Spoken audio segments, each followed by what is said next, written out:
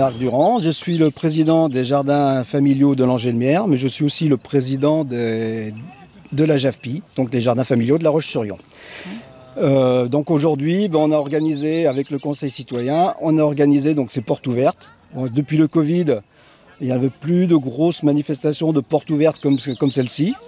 Les jardins de Langelmière, c'est 136 parcelles de 50 mètres carrés à un peu plus de 200 mètres carrés. Et donc avec au total 140 jardiniers. D'accord. Et en fait, tout le monde doit appliquer des règles qui sont mises en place.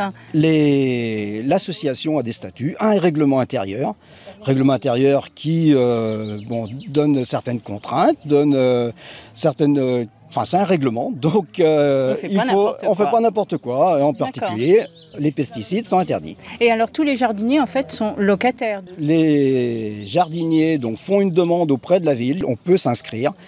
Et puis les demandes nous arrivent au niveau de la JAFPI, donc l'association des jardins familiaux, et on prend les demandes au fur et à mesure. Voilà. Merci Marc, et puis Merci. On vous souhaite une belle journée et un grand succès. Merci. Bonjour à tous et à toutes. Alors moi je suis donc adjointe à la mairie de Saint-André-d'Ornay, et donc le Val d'Ornay c'est sur mon territoire de délégation, et j'ai aussi en charge d'accompagner avec Sophie Covel les conseillers citoyens donc, qui ont organisé cette belle journée avec les jardins familiaux. Et alors madame qui est avec vous. Alors je vous présente Françoise. Moi je suis Françoise Boué, élue aux espaces verts et élue au cimetière. Quelle différence vous faites entre jardins partagés et jardins familiaux? Alors les jardins familiaux sont gérés par la mairie. Les terrains appartiennent à la mairie. Les jardins après sont tenus par la JAFPI, qui, elle, regroupe les 4 jardins. C'est une association qui regroupe les 4 jardins et chaque jardin a son identité propre. D'accord. Voilà.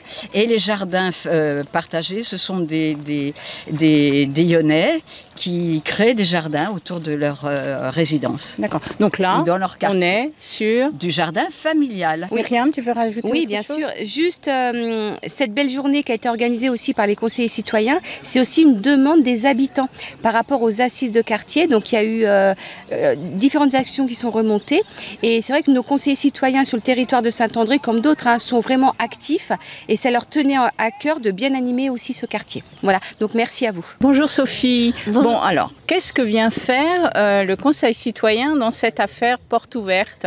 Bonjour Françoise. Alors le Conseil citoyen, déjà, c'est un groupe d'habitants investis sur le quartier et donc qui veut s'investir dans les animations et porter des projets. Donc le Conseil citoyen a eu l'idée de s'associer avec les jardins familiaux de Langelmière pour organiser une animation de découverte des jardins et puis de valorisation du travail des jardiniers et puis animer le quartier. Donc le Conseil citoyen a été force de proposition mais aussi organisateur dans la logistique. Les membres du Conseil citoyen se sont répartis dans différentes missions. Oui.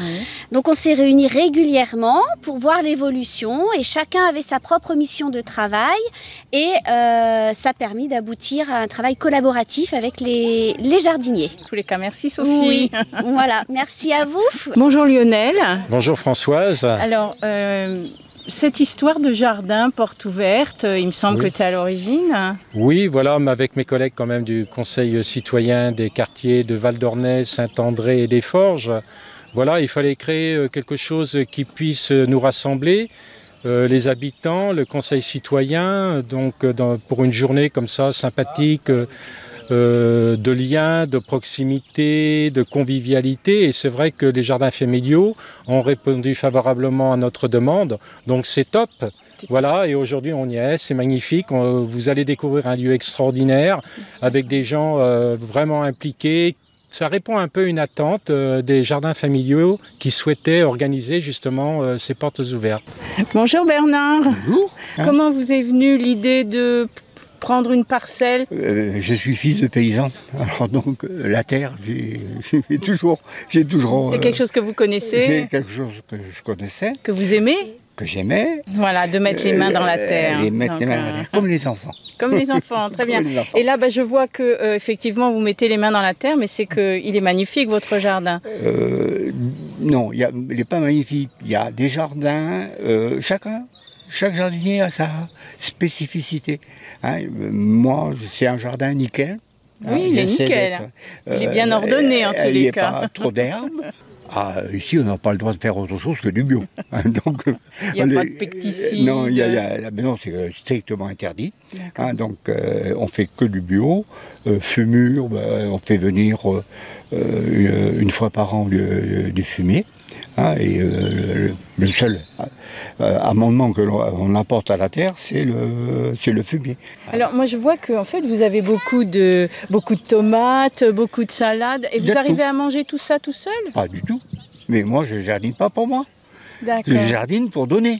On s'aperçoit que ces jardins partagés, familiaux, il y a beaucoup de convivialité, d'échanges. Voilà. Donc c'est bon enfant. Oui, c'est sympa. On va aller voir Catherine, vous allez voir. D'accord, on va aller voir Catherine. Bien, ma petite Catherine. Coucou. Bon. Voilà, quelqu'un qui fait autre chose que ce que je fais. Même, vous voyez, elle vous a invité et elle a mis le couvert. Alors ça m'interpelle, je ne sais pas ce qu'elle a voulu faire. Merci Bernard. Merci Bernard.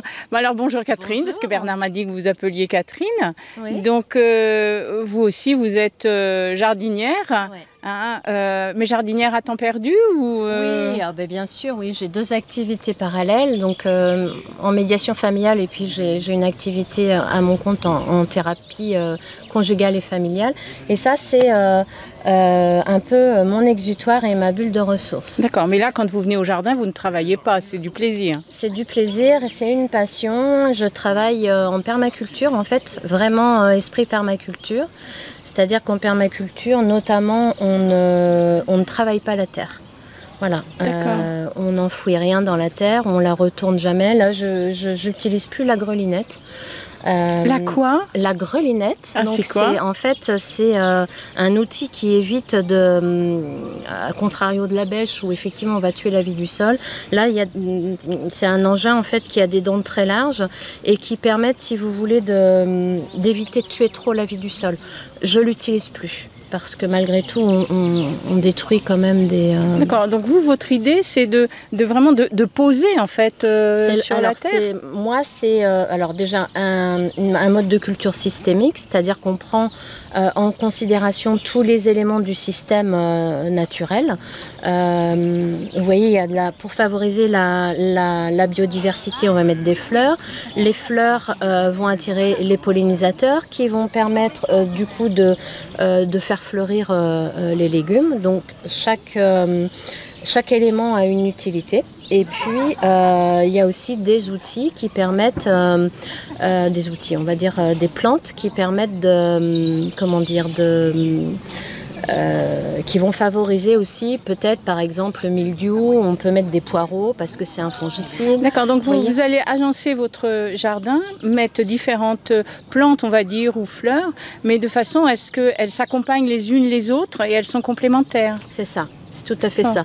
Et l'idée, c'est vraiment le respect du vivant. C'est-à-dire que moi, toute espèce de vie, en fait, a une utilité. Les limaces, par exemple, c'est le système digestif du sol, donc il en faut. Comme le ver de terre qui aère la terre. Alors le ver de terre, mais il y a des centaines d'autres micro-organismes dans la terre et c'est eux effectivement qui travaillent pour moi. Je suis un peu feignante en fait, on va dire ça comme ça.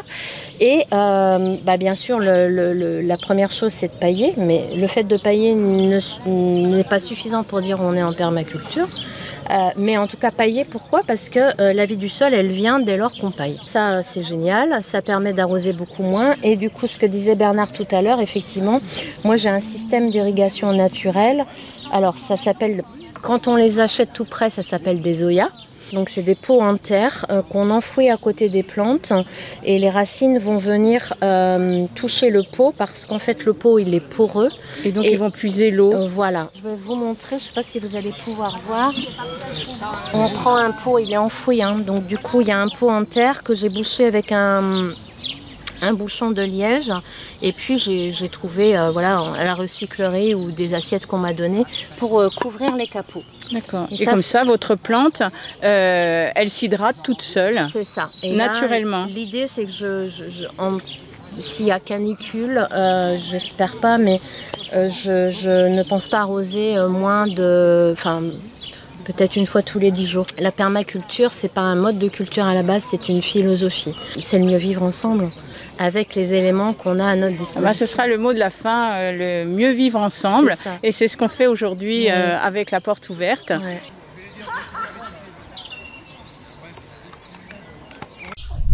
J'ai une amie, Annie, qui m'a parlé de Jean et qui m'a dit qu'aujourd'hui, je pouvais le trouver aux jardins familiaux.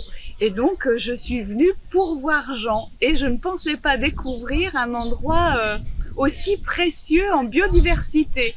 Je comprends mieux pourquoi la ville de La Roche-sur-Yon a ce label de championne de biodiversité.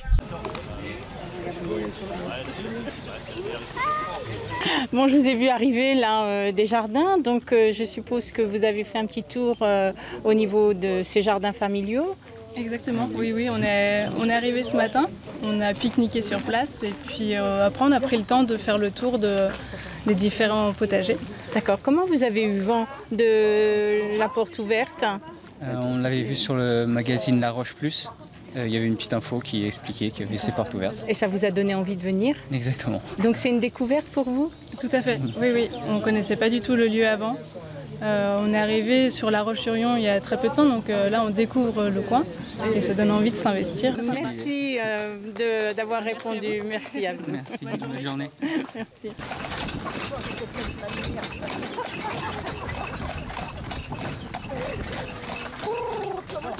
Le clan des jeux. Gauche. C'est vrai, gauche. Par jour les week-ends tranquilles, après là. Doucement au pas. Tout va bien, je suis là.